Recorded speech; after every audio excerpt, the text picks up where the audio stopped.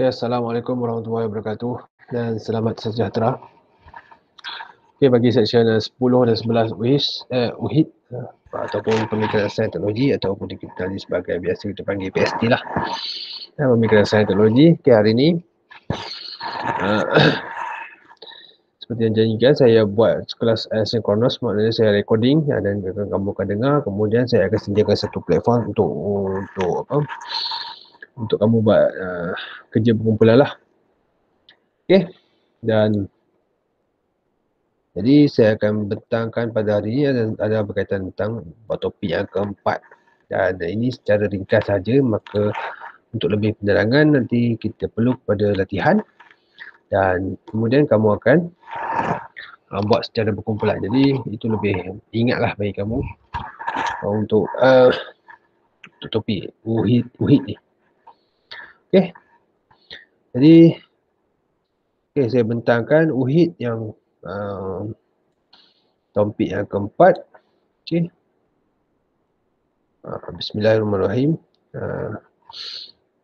UHID untuk topik yang keempat adalah berkaitan dengan pemikiran sains teknologi dalam kalangan tamadun-tamadun yang ada sebelumnya, iaitu tamadun Greek, Islam dan Barat.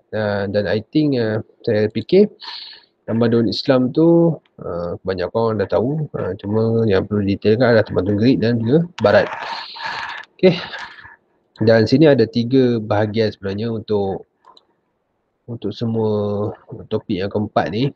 Jadi saya tidak akan detailkan lah. Jadi apa yang kita akan detailkan adalah kerja berkumpulan nanti. Kamu akan detailkan dan bentang dalam kelas. Baik, untuk topik yang keempat ni, apa yang perlu saya mulakan? Saya tak mau pergi jauh daripada slide, jadi kita akan based on this slide. Apa yang kita akan tahu, kita akan kaji apa itu pandangan, apa worldwide view tentang sains Greek, Islam dan Barat. Kemudian kita bandingkan antara epistemologi, cara dapat ilmu daripada tiga-tiga tamadun demikian. Kemudian kita akan kaji metodologi saintifik mereka. Kemudian kita akan kaji kepentingannya, dan perkembangannya, dan kita huraikan apa yang berlaku pada zaman-zaman tersebut. Okey. Bila kita tengok tentang pemikiran sains Greek yang pertama, yang berkaitan dengan Yunani semestinya. Dan berkaitan dengan bangsa ataupun tamadun Yunani. Biasa mudah kita fahamlah tamadun Yunani. Okey, tentang bab pertama, Yunani. Yunani adalah permulaan. Ini yang penting itu. Yunani adalah permulaan bagi penulisan sains yang berturutan dan lengkap. Bukan saja sains, ia juga berkaitan dengan falsafah, pemikiran. Ini tamadun Yunani lah menjadi perintis sebelum tamadun-tamadun lain yang memahami ilmu falsafah. Begitu juga tentang sains daripada Empire Alexander the Great untuk Yunani sehinggalah kepada after Alexander ataupun pada zaman Hellenistik. Seperti fasa yang telah saya jelaskan sebelum ni, ada fasa pra-klasik, ada fasa klasik, kemudian ada fasa Hellenistik, ada zaman keemasan, ada zaman pencerahan, ada zaman Renaissance, dan ada zaman IR, dan kemudian sampailah zaman sekarang lah, itu zaman IR 4.0. Macam itulah perkembangannya ilmu sains daripada dulu sampai sekarang. Dan kali ini kita akan tengok pada tamadun Greek. Daripada zaman Empire Alexander the Great sampailah kepada zaman Hellenistik. Okey. Senang saya akan pakai istilah tamadun Yunani lah. Senang kan? Okey. Pada zaman sebelum tamadun Yunani, dia walaupun terdapat pelbagai sumbangan, contohnya macam kita belajar kat sekolah menengah itu tentang kertas papirus, menulis atau kertas papirus. Walaupun benda tu ada, tapi dia tak ada satu tokoh. Tak ada satu tokoh yang betul-betul mendalami tentang sains dan teknologi, ataupun tokoh-tokoh yang disanjung yang membuat banyak sumbangan kepada aspek sains dan teknologi. Itu sebelum tamadun Yunani. Okey. Dan kita tengok kemudian kita pergi kepada tamadun Yunani. Okey, tamadun Yunani bila kita tengok memang banyak tokoh lah, macam kita kenal Aristotle, Plato. Itu antara tokoh-tokoh yang terkenal. Okey, pemikiran dia. Okey, dan Yunani ada dua lah.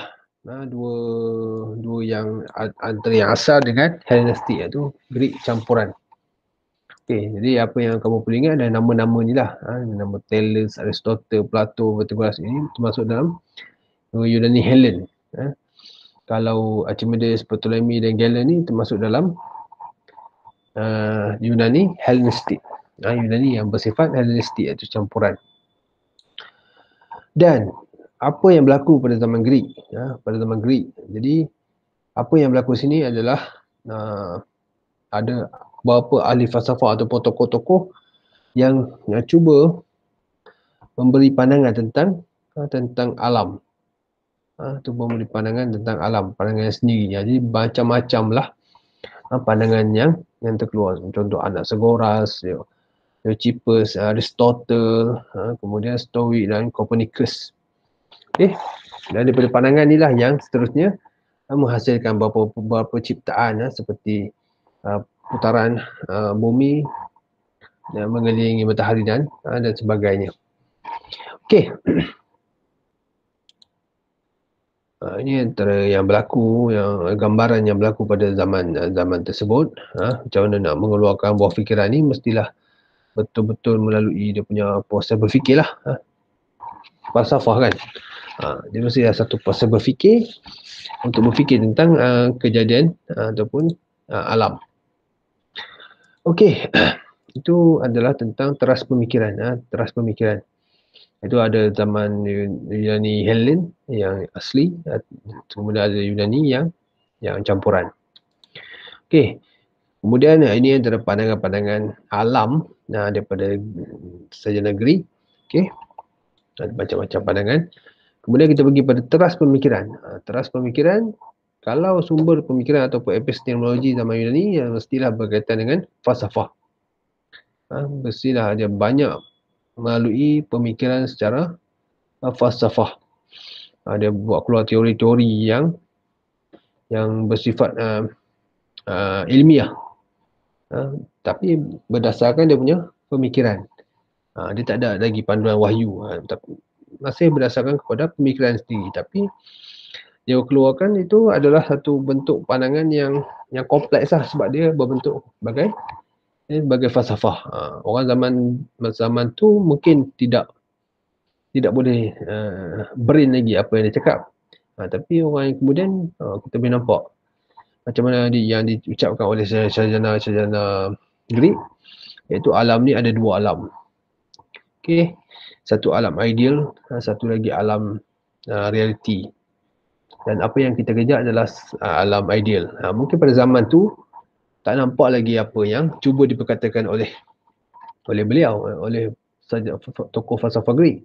Tapi bila kita masuk pada tamadun Islam, kita nampak dia ada kesinambungan, ada kesejajaran antara pandangan ahli falsafah tersebut.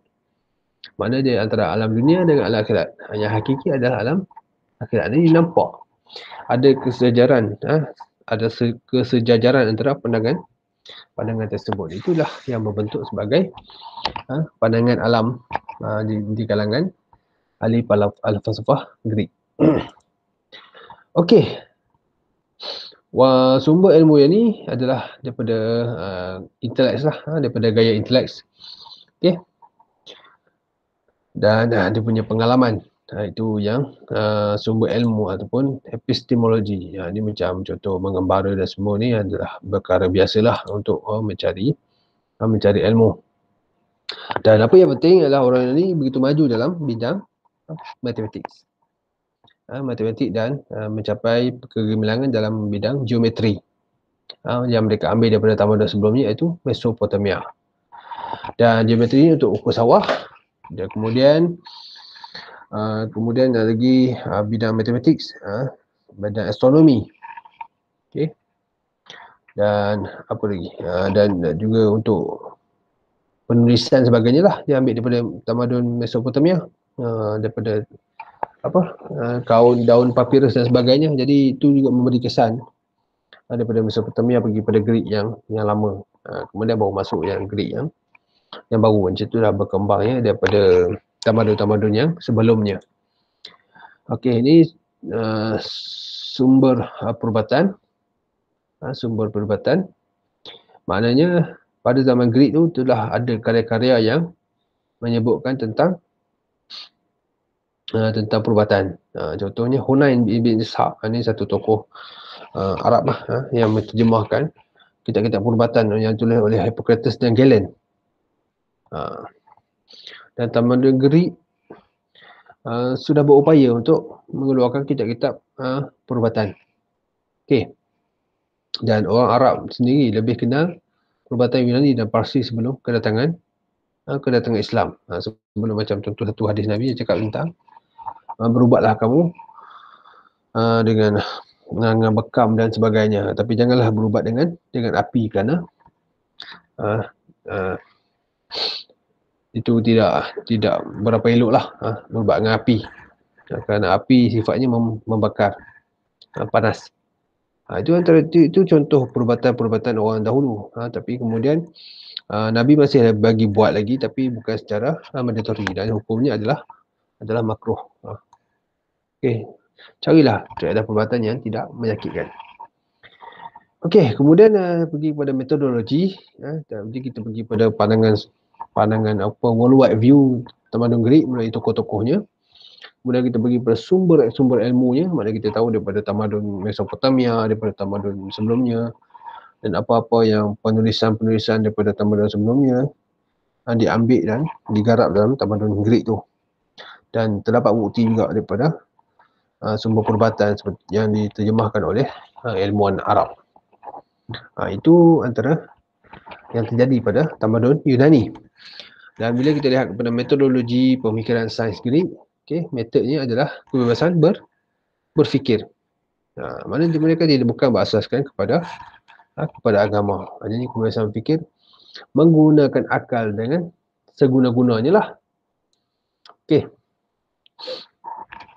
Dan mereka mengagungkan humanism, yang mendukung doktrin kebebasan dan keupayaan manusia.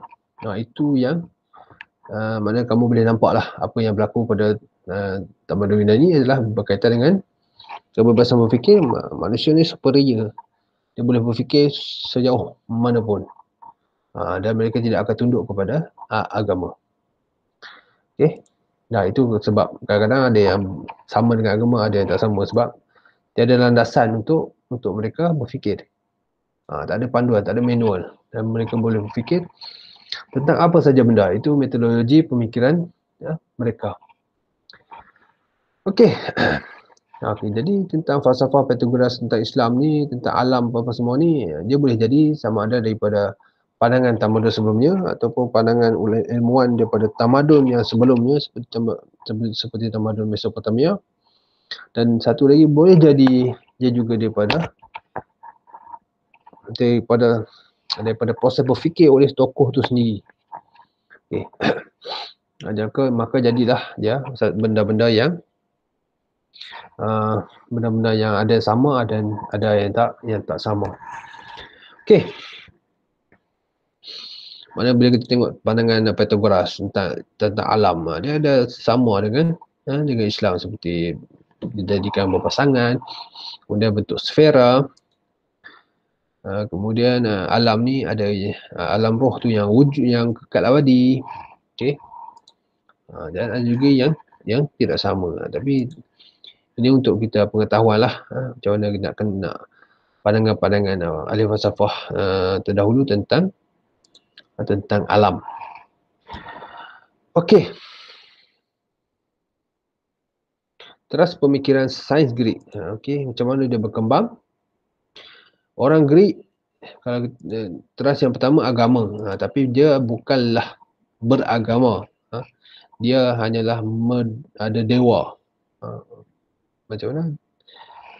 Menyembah dewa-dewi lah. Macam contoh orang apa orang dalam hutan apa kita panggil istilah tu, yang tidak bertuhan tu. Tapi dia percaya kepada semangat, dia percaya kepada penunggu. Begitu juga macam orang ni, dia tidaklah bertuhan secara khusus, tapi dia mempercayai dewa dewi dia tu. Ada dewa Zeus, ada dewa yang menjaga neraka, yang menjaga perut bumi, ada dewa yang menjaga laut. Saya tak ingat nama dia, tapi yang bila kamu tengok cerita orang putih, kamu akan nampak lah.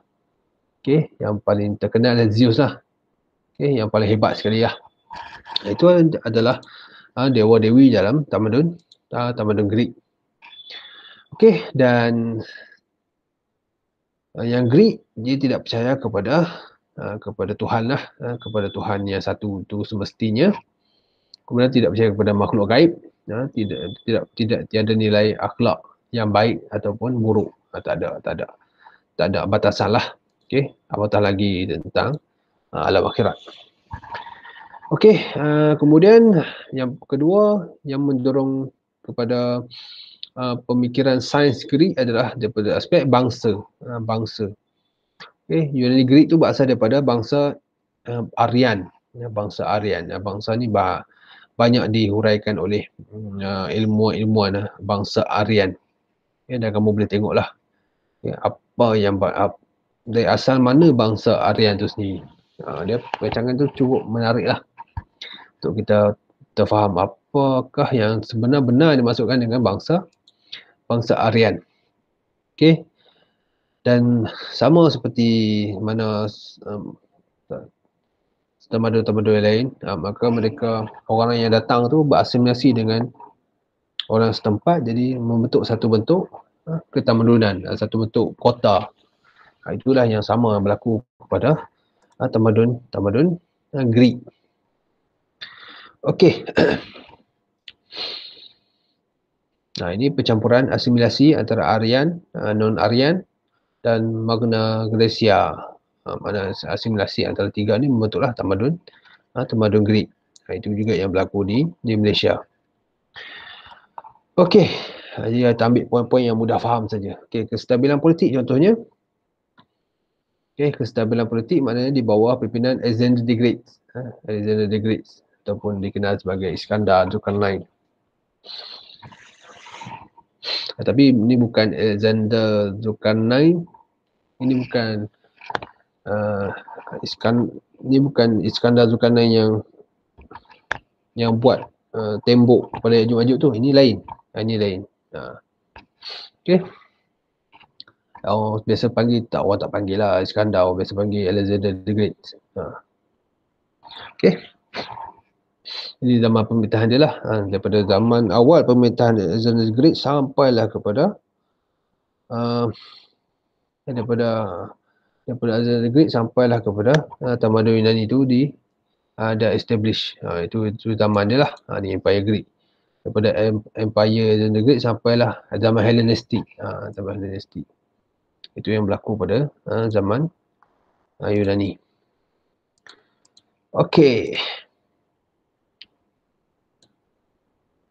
Di mana tadi? Okey, ni Greek, daripada Alexander the Great sampai zaman Hellenistic. Okey, daripada situ lahirnya tokoh-tokoh seperti yang kita tengok tadi, ada tokoh yang asli, yang tak asli. Okey, Aristotle, Plato asli.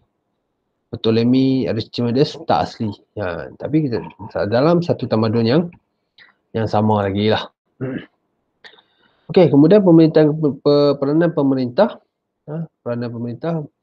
Pemerintah Greek berasis menaungi kegiatan sebagai Roman Patronage. Yang menjadi dia lindunglah, melindungi orang yang lain. Okey, siapa nak buat aktiviti sains dia tak ada masalah. Semuanya diatur oleh pemilik-pemilik yang patron-patron yang kaya. Okey. Kemudian ada undang-undang. Okey, kemudian pada akhirnya Yunani Greek adalah sebuah tamadun yang telah berjaya melahirkan ramai pemikir agung yang membuahkan pendapat baru yang menjadi ikutan. Okey, interaksi antara tamadun Greek dengan tamadun luar khususnya Mesir kuno dan Mesopotamia telah menyumbang kepada perkembangan pemikiran sains Greek. Dan teras pemikiran sains Greek dinaungi oleh metodologi saintifik yang menyokong humanism, iaitu doktrin kebebasan berfikir dan keupajaan manusia. Dan pemikiran sains Greek didorong oleh ekosistem ilmu yang merangkum faktor agama, bangsa, kestabilan politik dan peranan pemerintah. Jadi ini benda-benda yang kamu kena tengoklah. Okay. Saya ringkaskan lagi, Yunani, Greek ataupun tamadun Yunani ni dia ada 2 peringkat lah. Okay. Dia ada peringkat awal sebelum zaman Alexander Great dan selepasnya pada zaman Hellenistik. Dan kemudian dia ada satu pembahagian iaitu Yunani asli dan Yunani tak asli, dan dia ada tokoh-tokoh dia yang macam-macam. Dia punya pandangan falsafah. Pandangan dia mesti daripada falsafah. Okay. Pandangan Yunani, tamadun Yunani, pandangan sains tamadun Yunani adalah daripada falsafah. Dia fokus kepada falsafah tersebut dan dia tidak fokus kepada agama. Dia bukannya satu bangsa yang bertuhan. Dia percaya kepada dewa-dewi sahaja. Kemudian bangsa dia asimilasi antara banyak bangsa, kemudian kestabilan politik pada zaman Alexander the Great, dan kemudian peranan pemerintah itu sendiri, okay, dan peranan patronage. Okey, metodologi saintifik ialah kebebasan berfikir lah. Kemudian doktrin humanism, itu manusia ni boleh berfikir sejauh mana yang dia mampu, sehinggalah banyak berkeluarnya pemikiran-pemikiran falsafah tentang alam. Dan satu lagi, kemajuan Greek ni juga didorong oleh tamadun sebelumnya, iaitu tamadun Mesir kuno dan Mesopotamia. Mana pandangan-pandangan yang mesti ada yang dapat daripada tamadun yang terdahulu. Macam mana dia mengembara mesti dia dapat. Jadi benda-benda itulah yang dia keluarkan sebagai dia punya buah fikiran baru oleh tokoh-tokoh yang ada pada tamadun Greek ni. Jadi setakat ini saja bab 4 untuk bab 4 bahagian 1. Jadi saya akan teruskan kepada bab 4 bahagian 2 dan 3. Okey, ini untuk tamadun Greek sahaja, dan saya akan rakam, saya dah rakam dan saya akan letak di YouTube, dan kemudian kamu boleh dengar untuk kita buat perbincangan lebih lanjut. Okay, Assalamualaikum warahmatullahi wabarakatuh dan selamat sejahtera.